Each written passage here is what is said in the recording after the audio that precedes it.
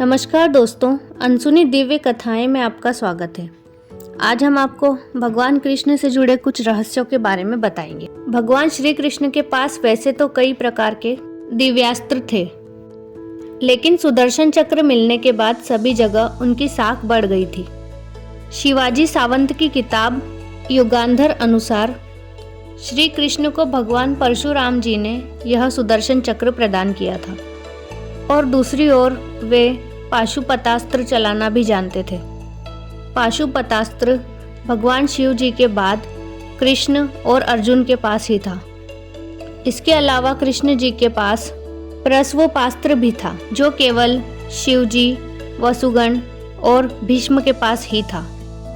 प्रचलित मान्यता के अनुसार भगवान कृष्ण ने असम में बाणासुर और भगवान शिव से युद्ध के समय माहेश्वर ज्वर के विरुद्ध वैष्णव ज्वर का प्रयोग कर विश्व का प्रथम जीवाणु युद्ध लड़ा था। हालांकि यह शोध का विषय हो सकता है।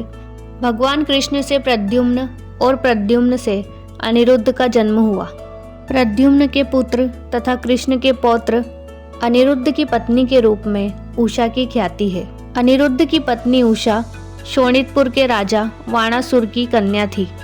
अनिरुद्ध और उषा आपस में प्रेम करते थे। उषा ने अनिरुद्ध का हरण कर लिया था। वाणासुर को अनिरुद्ध और उषा का प्रेम पसंद नहीं था। उसने अनिरुद्ध को बंधक बना लिया था। क्योंकि वाणासुर को शिव जी का वरदान प्राप्त था, इसीलिए भगवान शिव को श्री कृष्ण से युद्ध लड़ना पड़ा। अंत में देवताओं के समझाने के बाद यह युद्ध रुका। भगवान श्री कृष्ण 64 कलाओं में दक्ष थे। एक और वे सर्वश्रेष्ठ धनुर्धर थे और दूसरी ओर वे द्वंद्व युद्ध में भी माहिर थे। इसके अलावा उनके पास कई प्रकार के अस्त्र शस्त्र भी थे।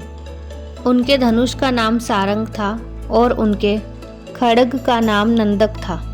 गदा का नाम कौमोदगी और शंख का नाम पांचजन्य था, जो गुलाबी रंग का था। श्री कृष्ण के पास जो रथ था उसका नाम जैत्र और दूसरे का नाम गरुड़ ध्वज था। उनके सारथी का नाम दारुक था और उनके अश्वों का नाम शैव्य, सुग्रीव, मेघपुष्प और बलाहक था। तो दोस्तों, यह थे भगवान श्री कृष्ण के जीवन से जुड़े कुछ रहस्य। इसी प्रकार के अन्य रहस्य जानने के लिए हमारे चैनल को सब्सक्राइब करें और इस वीडियो को लाइक और शेयर ज़रूर करें। राधे राधे।